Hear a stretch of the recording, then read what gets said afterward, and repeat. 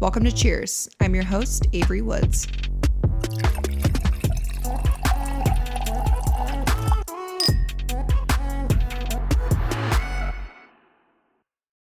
Hi guys, welcome back to the Cheers podcast. I am your host, Avery Woods, and we are in Mama Deb's house today.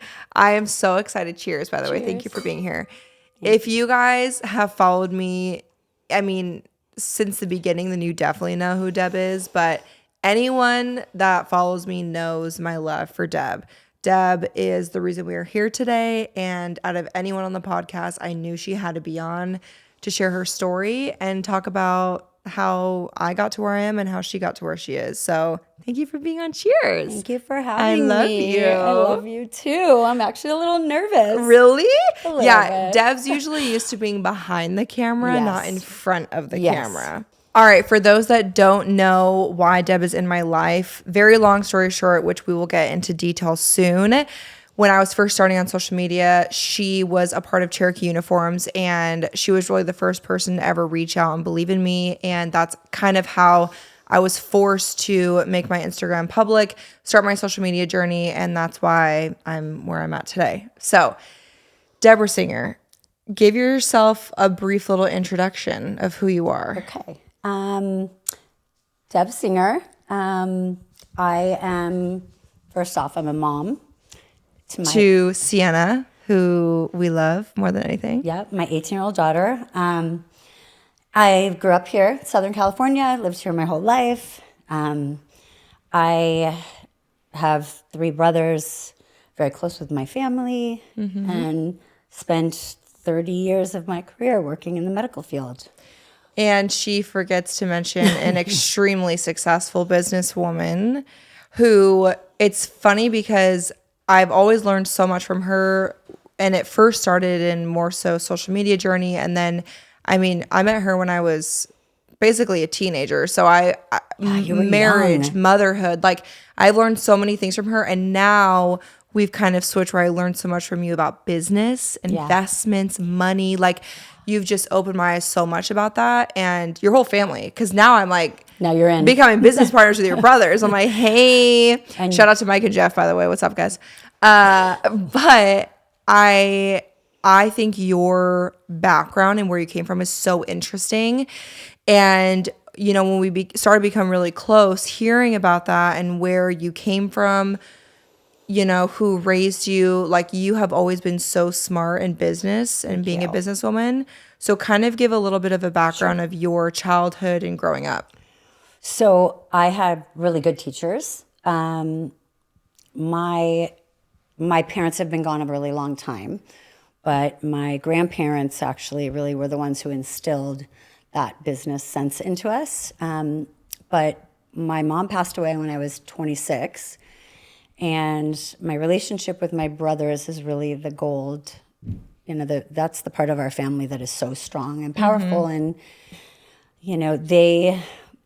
they've really instilled in me what matters, what comes first, right? Which is family, and making sure that you lead your life and live your life in a way that has honor. And when I was in college, I actually left college early. My mom was really sick. She had kidney disease, so I came home to take care of her. And she went to UCSB, by the way. I went to City College for City College for 2 years. Okay. Almost 2 years, and then left. Okay. Before I ended up going to UCSB if I could, right? So I came home to take care of her, and which was really difficult because I left all of my friends and my college life, and it's also a huge role to take on in itself. And now that I look back, I'm so happy I did it, and she wanted me there and needed me there. But it was very traumatic at the time. But that was because she was sick, so she was on dialysis. And that was the first encounter I ever had with nurses. So that was really the most difficult time for me, but also the most enlightening time for me. And my oldest brother, Mike, was working for what used to be the Cherokee Apparel Company before we became Cherokee Uniforms. And so I was home taking care of my mom, and my brother was, in the thick of building this medical uniform company, and he basically said to me, "You cannot do this all day long. You have to do more than take care of her." So I started working with him, and I think I was 20 when I started. So I wasn't even legal to drink. Like, I was so young. Yeah, so like young. I was so young, and it was probably the best gift he ever gave me, because, you know, my brothers, as much as my mom loved them, my mom wanted me there to care for her. But I was young and I needed that kind of separation from those. So I started working with my brother, who we hadn't become a separate company yet. So we worked for the Cherokee Apparel Company, and my brother took me under his wing, and he taught me everything. And I realized at a young age that I had 2 ears and 1 mouth for a reason. I mean, really, to listen and listen Very and much. listen. And, you know, I wasn't always good at that, but I did try. And so, you know, my family structure, the bond that we all had, was really super important to everything that I've ever done in my life. Like, the best advice I've ever gotten was from my brothers. And the relationship with us, all of us siblings, is unbreakable. And they're the best. They're the Like, best. I admire them so much. I love their family so much, their wives, their kids. Like, one thing about your family, which I just love so much, is you would never know how successful any of you guys are. You're so humble. You would give the shirt off your back to anyone. Like, all three of you. Yeah, not anyone. Not anyone that fucks you over. But all three of you, like, just walking down the road, like, you look at Mike Singer. He's just the sweetest, nerdiest, husband, dad, but God, he's so smart. And he cares about what you have to say. He cares so much. He and listens. he does so many things for so many people. It doesn't matter what they look like, where they come from, what is in their bank account. Like, but the success behind them, behind all of you. I mean, guys, I'm talking like, they have built empires, generational wealth that, you know, their kids would never have to work again if they didn't want to. But the best part, though, is all of you guys have raised the best fucking kids. Thank you. All of them, you would never know. You would never know how the wealth that their kids came from. You would never know the success of their parents.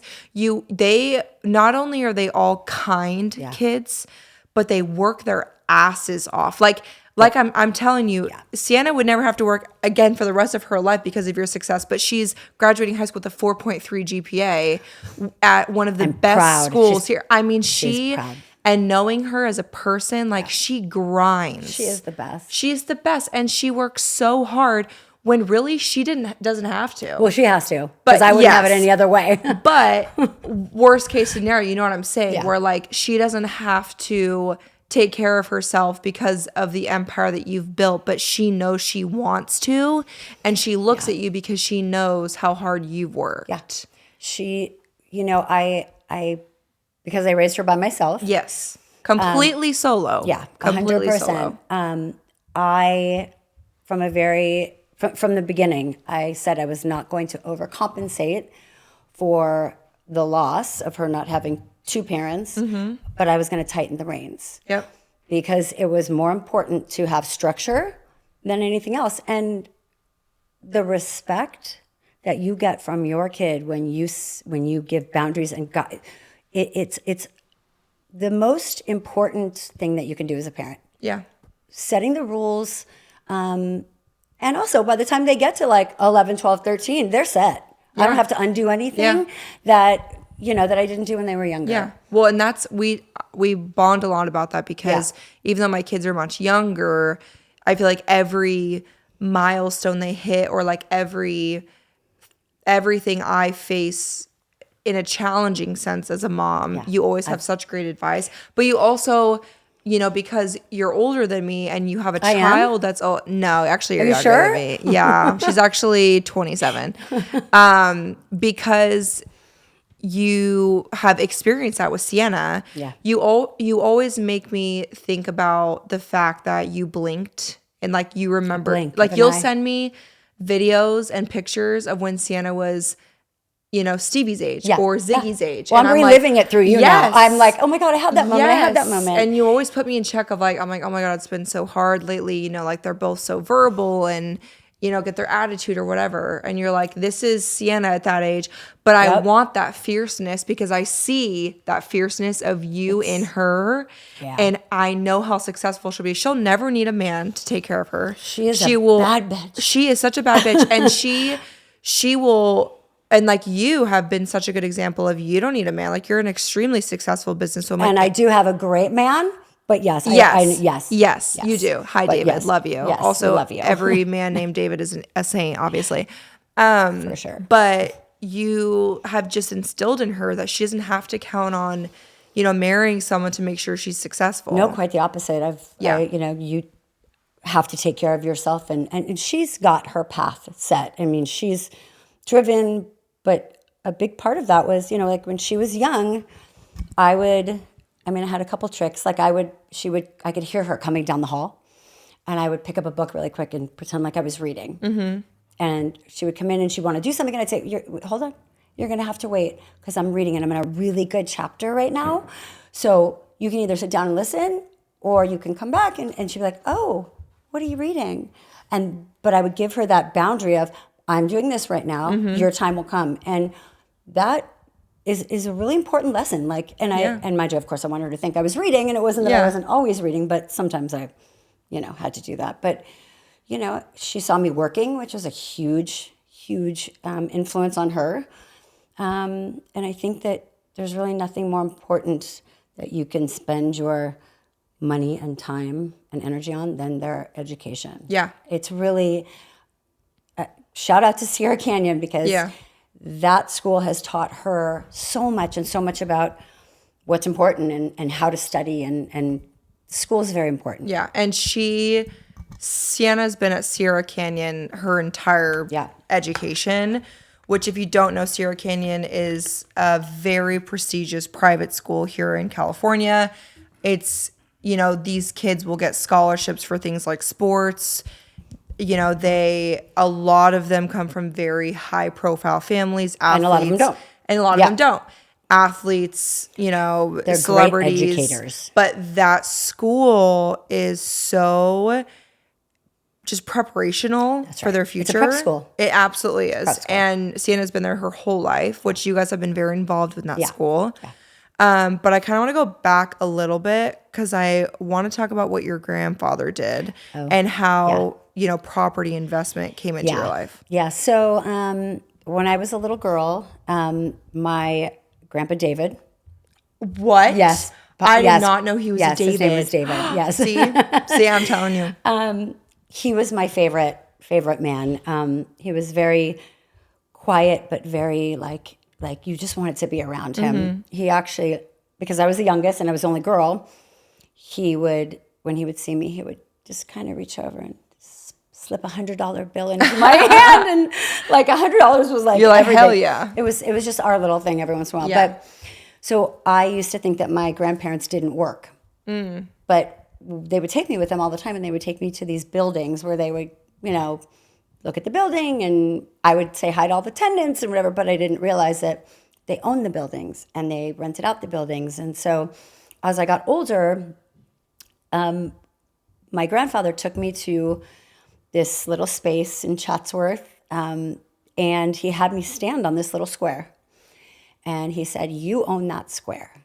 And I think I was 14. I didn't have a bank account or anything. And then he took me to open a bank account, and I got a check every month for $100 from that square because, it was rented within this property. And every month I looked forward to getting that check. Mm-hmm. And showed me how to open a bank account. Of course, I spent it the moment I got it. I was like 14 years old or whatever. But then he taught me, about saving my money. And as time went on, and that property, the value got more. So that would become $200. But it was the lessons of what it meant to own something and build on it and how to invest your money properly. And they taught my brothers that. And that's been probably the most important lesson because you don't know these things. I mean, in school today, your kids aren't even taught about having a bank account. They go off to college. Yeah. They don't have a checking account. Like, they have no idea. They have like Venmo. Like, Yeah. There was no lessons in that. So for me, it was really, it stuck with me. And to this day, we've learned how to invest properly. And again, my brothers are the ones who have spent so much time with me, teaching me, and the value in that alone has been priceless. And thank God, because now you guys are all stuck with me being my business partner. So was this the same grandfather that worked in Hollywood? No, so Different. That was my mom's father. Okay. So Mo Siegel, he was the president of Republic Pictures in the late 30s and 40s. And he was a Hollywood executive and we didn't know him. He died when my mom was 15, which was super difficult for, my mom was 15 and her sister was 12. But a lot of that Hollywood history you've seen I have in my home, which I cherish so much. But yeah, my dad was a stockbroker, and my grandfather was a Hollywood executive, and there's a big variety of what everyone's kind of done in their careers, and passed it down. I mean, my brother Jeff was a stockbroker when he started out of college, but yeah. And when kind of going back to what you were talking about with Cherokee and how you guys, because that's how we obviously met, but is it, so you guys, I think people think that you just worked for Cherokee and like social media, but that's not really the case. Yeah. So I know y'all are way too young for this, but when I was a kid, there were stores, Cherokee stores, and Cherokee originally started as a shoe company. And so my brother, when my brother Mike was in college, when he finished USC, he started working for the Cherokee Apparel Company. So Cherokee Apparel was not a uniform company. It was an apparel, jeans and shoes. And then when I was like 14, they had stores, and it was so hip, which, I mean, now you guys would laugh at it, but amazing company, amazing founder who created the brand. And so when my brother went in, he started kind of working on developing this medical uniform side of the business. And he did. And within a couple of years, he brought me in, and he had developed a great group of people and a product line. When my brother was there, he was, revamping or actually building this little uniform division, and he started building it, and it really started to come together. And Cherokee Apparel had some bankruptcy issues, so my brother raised the capital to buy this uniform division from Cherokee Apparel. So we became two separate companies. And that was in 1995. And it was, in your family, it was Mike, and then you were invited. So we had family investors and other investors. And so together, my brother raised enough money, and we became our own small company. And you were part of it. I was part of it. Yes. I was there from the beginning. And yes. And I worked at Cherokee Apparel with him. So, and we all of a sudden became our own little company, and we had, I just remember a small group of us in a little office making phone calls. I mean, there weren't even computers then, which makes me sound so fucking old right now. No. But and look, I was out of a couple of years of college, and it was exciting, and it was all new for me, and I really was excited every day to get up and learn, because I didn't get to finish college. So I was dying for information and just to learn and absorb it all. Yeah. And so I started actually working in the school uniform. We built a little school uniform division, and we were in this small little office. I think there was like 3 or 4 of us in one little office just on the phone. Damn. Yeah, it was kind of crazy. And then we eventually got green screen computers, which makes me sound so old. You'll have to cut that out. But so we, over the course of, the next 30 years, we started with the Cherokee brand, and my brother is really, I'm lucky. I got the best education I could have ever gotten by working side by side with him and building this incredible brand. And for me, there's nurses are the most important. I mean, they're such an important profession, and they need to be valued and they need to be dressed. Yeah. And so, I mean, I got to spend, the first probably 10 years of my career was in the school uniform side. And then I knew I wanted to do marketing, and I wanted to get involved in, like, social media just started, and we just kept growing at such a big rate. And we started buying other brands and, developing like Dickies and all these other brands. And for me, it really took off when I moved to the medical side of the business and started in marketing. And that's when I really came to life. Yeah. And I mean, you guys made it the #1 scrub brand in the world. Yeah. That's huge. Yeah. When we were, after that 30-year run, we were selling in 70 countries. And we, my brothers, what really had so much value is he knew that no matter where you were from, what size you wore, every nurse needed to be in uniform. Yep. And so there's other companies where they don't have sizes available for everyone, but Cherokee always did. Yep. And Dickies too. I mean, as we built, everyone had to be in uniform, whether you like 2 pockets or 10, we had it. Yeah. And inventory and supplying. I mean, there's nurses and healthcare workers in every part of the world. So it was the value that he put in the healthcare worker that really made the difference, and why the company was so successful. And he was a great leader. Yeah. And like I said, taught me so much. Just being in a room we had incredible teams and incredible people. And when we would launch a brand, and every department, marketing and merchandising and production, everyone would be in sync. It was, for me, it was a masterpiece to watch and be a part of. And 30 great years of it. And it really was like walking. Yes. I'll never forget, every time I came in the Cherokee building, it just was like warm. Yeah. And everyone loved each other, and just the designs that you're sitting there while they're making the scrubs. Yeah. Like, it's a face-to-face open door policy. Like, I was watching them sew scrubs. Yeah. They're right there. I know you were a virgin then. I remember when you came in. I was like, holy fucking shit. Yeah. So you guys owned it for 30 years. We did. Yeah. And it was, has it been 2 years? So April will be 2 years since I left. Yeah. Okay. 2 years. Which is crazy. And I mean, I probably would have never left, but it was the best thing that could have ever happened. Yeah. I mean, and I think I'm 52. And look at her. Thank you. Look at her. Thank you. But to think that I would have worked forever. And now that I look back, I'm like, this was the greatest gift ever, because I've gotten to be home for the last 2 years with Sienna. Yeah. I always thought like I had a sleeping disorder. Yeah. I had a working disorder. Yeah. So I can sleep great. Yeah. I mean, but the education and the experience, and I do miss it. I miss the healthcare workers. I mean, when I started bringing nurses into the mix, and really I wanted to bring faces to the brand, I all of a sudden got opened up to this new part of my career where I met all these amazing men and women. I mean, you were a baby when I met you. You were like this little blonde, timid. You were timid. Very timid.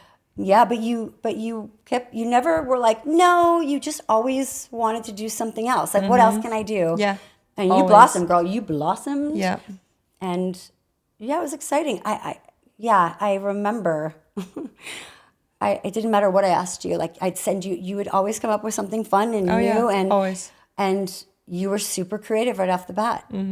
Okay, so let's talk about that. Okay. Let's talk about when I was 20 years old in 2016. You found me on Instagram. And our nursing school uniforms were Cherokee. Yep. And you sent a DM and you said, because you tagged us. Yes. I remember being like, is this what people do? Because like medical influencing wasn't huge then. No, it really wasn't really heard of. No, because HIPAA was always an issue and a concern. And yes. Hospitals were not okay with it. Yeah. And so you sent me a DM and you said, hey, been loving your stuff. can I send you scrubs in exchange for Yeah. a photo? And I fucking lost my mind. Yeah. Yeah. And I said, yeah, here's my address. And I was like expecting like one pair of scrubs. And I get sent this you a fucking huge box. box, I right? get this box. I'm like, David, come look at this. I mean, it was fucking massive. There's probably 20 pairs of scrubs in all these cool colors. And I was stuck wearing my nasty ass school uniform. And we talked about it. I knew you couldn't wear them, but you could take pictures anyway. Oh, yeah. And I ate that shit up. Oh, yeah. And you looked good. I could look at anyone, and I looked at you, and I knew exactly what would fit. Yeah. And what would look great. And you rocked it. I mean, you would in your backyard, at your front door. Oh, yeah. Anywhere I could take photos. My favorite picture is the one of you in the yellow set where you're holding Ziggy. Oh, yeah. I mean. And he's wearing the lemon and pants. the lilac. Yeah. Like, you just had a spark about you that I definitely was like intrigued by. Is that what made you message me where you saw my Instagram stuff? You had a presence about you. I mean, you really, and you're a nursing student, which was big because I was a firm believer that, so the nursing world shifted, right? When social media came into it, I mean, if you're, nursing careers can go on for 50, 60 years. Yeah. Nurses can be, and have been forever. But a lot of nurses, older nurses, were not buying online or going or on social media. They would still buy at retail, and retail was a huge part of who we were. But my focus was on the younger nurses, and so nursing school was a huge part of what our business did because we did supply so many nursing schools their uniforms. And so, I mean, thank God for hashtags. And I spent a lot of time searching in hashtags, and that's how I found you. And you had a little sparkle about you. And when I think you're holding the year you graduated like this. Yeah. Right? Like, what was that, like 2000? I did a countdown. I was doing like countdowns. That was it. And my nursing school uniform, like X amount of days till graduation or whatever. I think I said, like a lab coat we'd send. Yeah. And then it's so interesting because then it's like we exchange numbers, and then it's, I'm graduating, and we got married. That's right. And then God, I've known you since you were, my God, it's that long. Yeah. And then, went to San Diego. That's right. I remember. And I just remember you'd always send so many scrubs. And then you would send me inspo, like we talked about, where you'd be like, I would love a photo like this. And I was like, yes, because sometimes it's hard. Like you run out of creative ideas. So I love that we kind of like brainstormed it together. And it was just fun for me. It was enjoyable because I wasn't making any money, but it brought me so much joy. It gave me the most fun creative outlet outside of school, and also David living in San Diego taking care of his grandfather. Yeah, I remember. So that was a really hard time for us. But then, David and I really started getting into the shots and styling and just having fun with it. And then you got pregnant. Yeah, then I got pregnant. And then I had these photos that you were delivering of you were on your and you had his the shoes on your belly. Yeah, in Ziggy's nursery, I was wearing maroon Cherokee scrubs. I pulled it up, with my shirt up with my belly hanging out, and I was so beautiful to the side in front of Ziggy's cribs with the little shoes on my belly. So beautiful, and you just that was just part of your blossoming and growing, and then the hospital stuff. You just had there was one time that you were in after all that when we started getting to video and more elaborate photo shoots and because I started going out from San Diego to LA, and we were doing more professional creative shoots, like editorial, like real editorial stuff. Yeah. And there was one that I remember. I think we were on the phone in the middle of the night, and we were talking, and I said to you, you don't have to worry about anyone else. You can own all of this all by yourself. Do you remember? Yes. And I meant that. I was 100% confident. I wasn't worried about the problem that was happening. Yeah. I knew that you would carry the whole shoot, and I was right. Yep. And the picture showed it. Bless you. And you did. You carry. I knew. I literally closed my eyes that night, and I went, she's got this. Yeah. That's who you were. Yeah. Well, you always gave me the confidence that I needed because I didn't have it then. I didn't. And you can attest, you've known me for so long. Literally like a third of my life almost, which is crazy. Wow. Yeah, because I'm 28. That's nuts. That's right. But you've watch that I talk about this, I don't feel like I was ever fully confident as a woman until after I became a mother. Even after Stevie, more so. Like it changes everything. It changes everything. And when I met you, I was so young and this was all so new. But and you were so driven at such a young age. I was so motivated. You were so impressive. I mean, it was very impressive. Like Thanks. most women your age, or I mean, you were like a girl. Like, did not have the drive or the capability. And you're smart, and you were whatever I threw at you, you were in at a very young age. Yeah.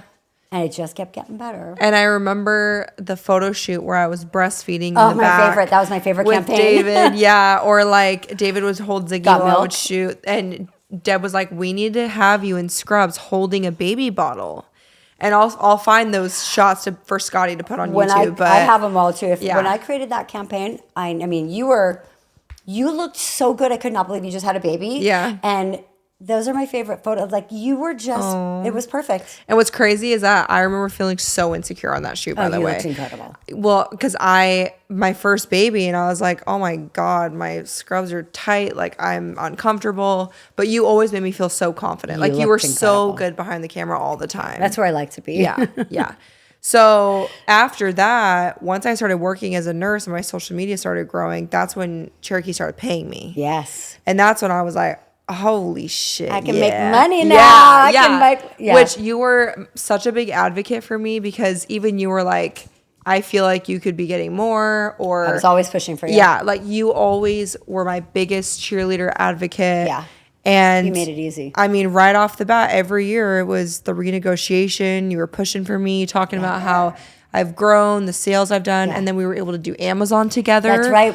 Which was huge. Cherokee wasn't even on Amazon yet. That's right. I remember when we talked about it. And like, we have to get you on Amazon. Yes, and I was starting to gain traction and success on Amazon, and you were like, we need to put scrubs on Amazon because not only will it help Cherokee sales, but like, you'll get money. Yeah, it was a no-brainer. Yeah, so I made a whole page, like section on my storefront for scrubs, which is still there. I still have all my favorite scrubs because a lot of nurses still follow me. Yeah. And I got to go through and like pick all my favorites, and like we did a lot of stuff together, like starting stuff, which is incredible. Yeah, and I had an incredible marketing team. I had people that were like, when it got to a point where they were like, hey, I have an idea for Avery. Yeah. I'm like, bring it. Like everyone was on Team Avery with me, and I mean, I worked with incredible people. Yeah. Creatives, I remember line launches. Like there was like, in my time with Cherokee, it was like 3 to 4 different lines had started where you would send it to me months in advance, like, hey, wear this, trial it, let me know how it feels working. Well, that was always really important to us. We wanted to know what nurses needed and wanted, and we wanted them to try it ahead of time. Like, the fit. I mean, think about it. Like nurses, they're wearing them 12 hours a day, multiple days a week. Yeah. They all need different things. So to be able to have you test it and try it, and you were honest, which is what we needed. You know, what worked, what didn't. But I mean, everything fit you, so it really didn't matter. But it was important. And the team that I worked with, the marketing team.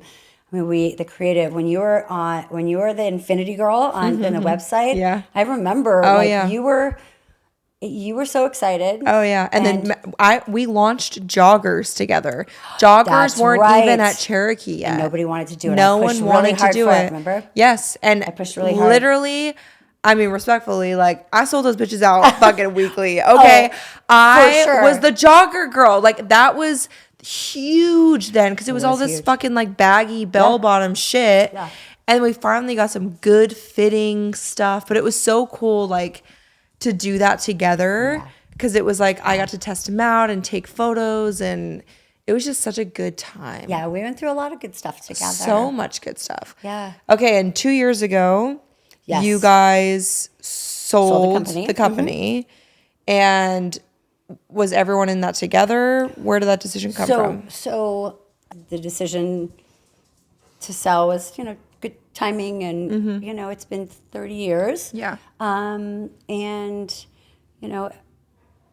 when you have a company at that level and you want to continue to grow and you want to obviously continue to be successful, those are some of the decisions made. The pandemic was huge.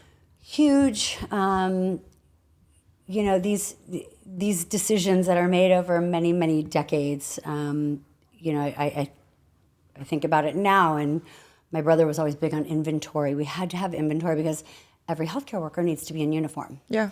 So never thinking a pandemic would ever happen, but when a pandemic happened, you still need, nurses and healthcare workers are the most important people at that time, and they didn't stop.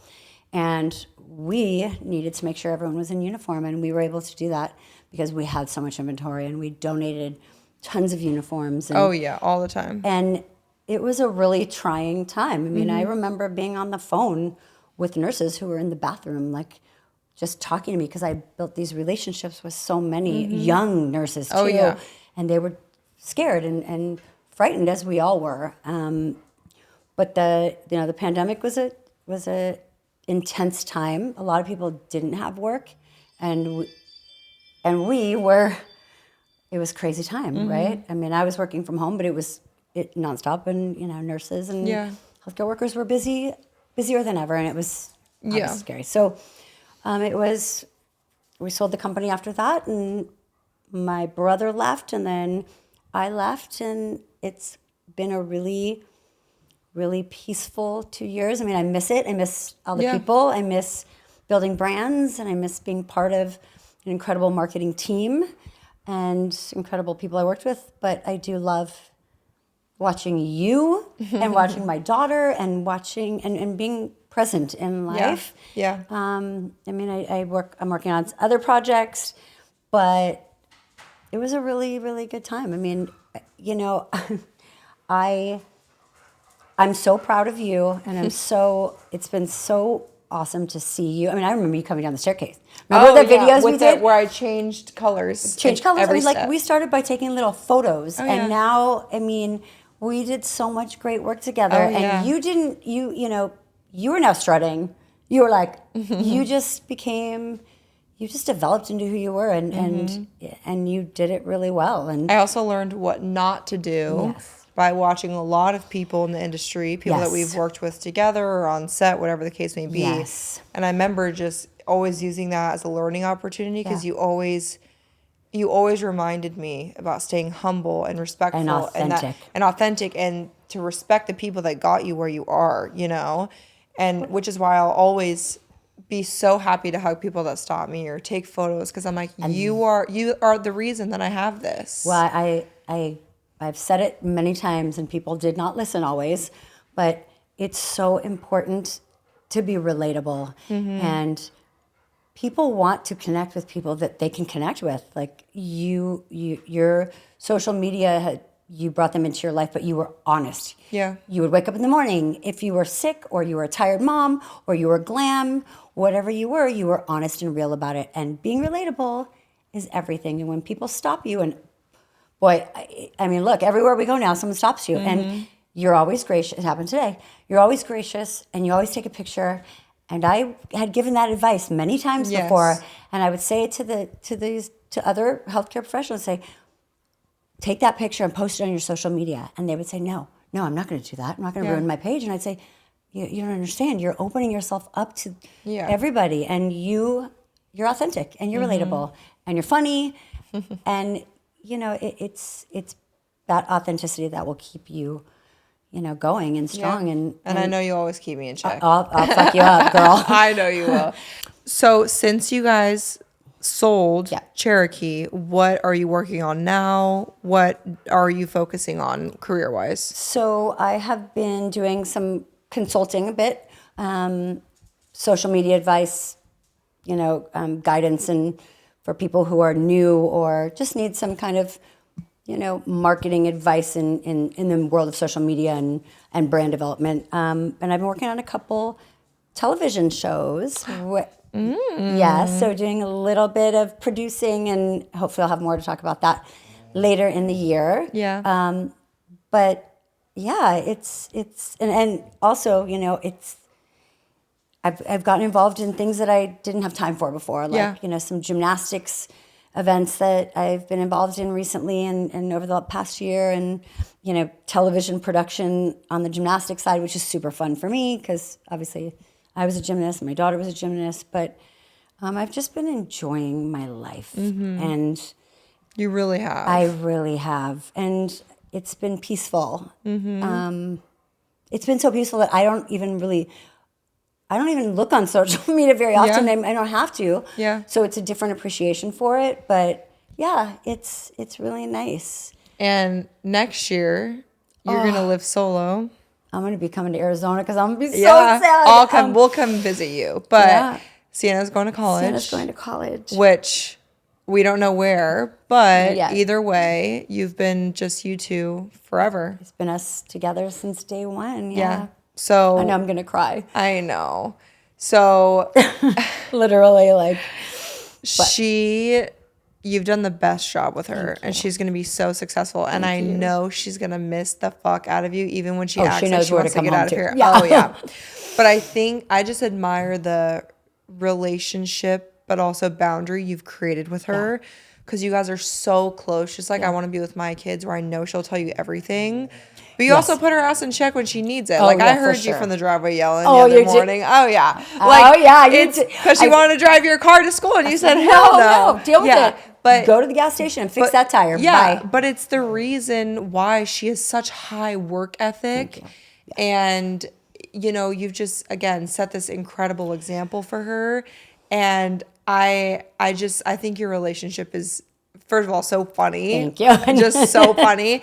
We're besties, but I'm still a mom. Yeah. And you always, she knows when you mean it. Oh yeah, I don't F around. Yeah. You know, because I raised her, you know, by myself, you know, I got a blessing about 11 years ago when I met David. Yeah. And he had a son the same age as Sienna. And he came into my life, and really everything kind of shifted for the best. Yeah. And we decided together that we were not going to disrupt their lives and try and like move in together or anything like that. And we kept them separate, and we traveled together and did all that. But he has really been the glue for me. Like he was not going to take my shit. He didn't care where I came from, what I had. He wanted a solid woman that was not going to give, like, he just wasn't going to take any nonsense. And I needed that. Yeah. I needed that structure, and I'm blessed because he and I together have really built something solid, and I love him to pieces. You guys are the best. Yeah. Like, he's the best guy. He just adores Sienna. Yes. But But remember? You know, but he gives her his birthday when she said that speech. Oh my God, everyone was a fucking mess. But it's, you know, it's hard because you've been with Sienna solo, you know, since she was born. Yeah. But David has such a good boundary and respect for, she knows she can go to him for anything. Yeah. But he doesn't overwhelm her. He doesn't bug her. He doesn't try to act like this uncomfortable, forced dad figure. He's a top-notch guy. He's just a good guy. Yeah, and let me tell you, he said to me when we first started dating, I wasn't really 100% ready, and so I don't want to say I made it difficult. It wasn't on purpose, but he basically said to me, I don't care how hot you are. I don't care how much money you have. I don't care about any of that. I don't want to deal with any bullshit. And I was like, oh shit, like, yeah. And he was right, and I needed to hear that, because I was so not ready because I had loss before him, and he just put it into perspective, and he made me a better person, and a better mom, I was a good mom anyway, but but he really, and then he added this beautiful element to our lives, and the four of us, you know, have really become a family, although we live in separate homes, but it works, and it does. So. When Sienna leaves to college, what do you think is going to change around here? Do you think you're going to go to the Paris house more? Which, by the way, she has a flat in Paris, which is fucking awesome for me. Yes, because my birthday's in April, and I was like, hey, can I go to Paris and stay at your place? Because not only is it a fucking flat in Paris, but it's just the most stunning thing ever. What do you guys? You'll see it all in my content. Yeah. But when we go, so David and I don't live together. Yes, and we will both say equally, like, we love our relationship, and we don't want it to end, so we're not going to move in together. Yeah. But we do have this beautiful life together in Paris that we absolutely love and cherish, and it's something very special for both of us. Yeah. And I love that you're going to stay there Oh, for your birthday. So fucking excited. You're going to have a blast. And it's really our little home away from home that's together. That's your home together. Yeah, we have like 2 weeks here, 2 weeks there. And so do you think when Sienna's gone, you guys are going to go more? we already go 5 times a year. Yeah, you go so much. Yeah, we go a lot. All the time. So, yeah. Like, the flat was worth it because you guys were there so often. Well, we said we're not going to do this, look, when your husband or boyfriend comes and says, "Do you ever think about buying a home in Paris?" I was like, "Is he kidding right now?" Like, of like, course. my fucking dream. Like, twist my arm. Yeah. And you'll see when you get there. It's literally our little home. You're going to love it. I'm so excited. Yeah, it's amazing. Well, I appreciate you being on. I want to talk about what I told you that Scotty said to me the other day. Yes, because I think it's just so special. And he said to me, I was thinking about it the other day, but you're my Deb. And I'm going to cry. I know, I'm like already crying. And it just made me so emotional because I'm so grateful every day for my life, and I wouldn't have it without you. My life would be so, so different. I think just not just career-wise or success-wise, but just my confidence, the type of woman I am, the type of mom I am. And I really do love you so much. I love you and I'm so grateful to have you. And the fact that I'm in this space, at not even 30 years old, and I have the opportunity to give that to him is like one of the biggest joys of my life. So I have to say, there is nothing better than being able to mentor someone and help guide someone and be there for someone that has incredible potential. Yeah. And you had it, and you have it. When you said that, when Scotty brought it up, when we were in the kitchen, I was like, that hit so hard. Like full body chills. But you also have to be wanting to welcome it, and you were. Yeah. You and I talked, I'm telling you, we talked so much about every step you wanted to make, and you fly by your own, you go by your own rules. Mm-hmm. And when you want something, you'll ask advice, but you will take your own path. Yeah. And you always do, because when you come back after we'll talk about something, you'll be like, we'll talk about the conversation, what you're going to have and how you're going to approach it. And when you come back and tell me what happened, I'm like, you already know what you're doing. Yeah. And you don't, no one gets in your way, and it's not in a bad way. It's in a very confident way. Mm-hmm. You know what you want, and you've got it. I mean, you really have. And now I'm like, now she doesn't have to ask me for any of that stuff. Now it's all like money investing. Yeah. But I'm like, can you make me more money? Yeah. And because Scotty's salary is fucking expensive. Yeah. And it's a beautiful place to be. I think you take. God bless your husband. I love him to pieces. He's such a great human being. You text David more than me because you're like, I don't. That's what I love. It's always like, I know Avery's filming her in a meeting. How's our girl doing? Like, it's so cute. And look at, someone gave me the best advice. Actually, he didn't give me the advice originally. He gave it to someone else and then gave it to me when there was like a little rough patch going on in the world a few years ago. And he said, you cannot argue with the internet. Yep. And that was the best advice. And it's hard to do when you've got millions of comments and people. But the reality is that you always know who you are. Yeah. And usually I call David when I know you've got something going on that's usually someone else's nonsense that's thrown your way. But I check in because I want to make sure you're okay. I'm always there no matter what. Yeah. And I don't push, and I don't, when you need me, I'm there. Yeah. But I don't worry about you. Mm-hmm. I don't worry about you. And it's now our relationship is more like, it's more about love and depth and family and money when advice and how to be smart and plan your future, and I'm so proud of you. Oh, I love you. Yeah. And you're such a good mentor too when it comes to being smart with money and our future, because this can all end any day. That's right. And that's something that we've obviously taken all of this advice and done so many things that know of that. Yeah. I would have never thought to do at 28 years old. No.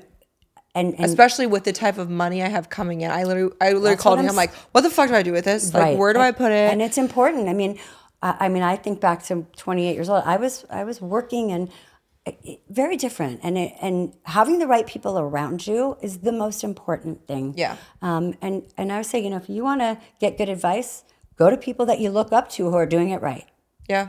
And the people that are around you that are causing you any kind of chaos, stay far away. Yeah. Set those boundaries. Yeah. Because the group of people that you have in your life will shrink down. Yep. And Oh yeah, I know. And if it feels funny in here, something's wrong. Oh yeah, and you've been one of the most consistent people in my entire life. Like I said, I've known you basically a third of my life. So crazy. So it's just like you are home to me. Yeah.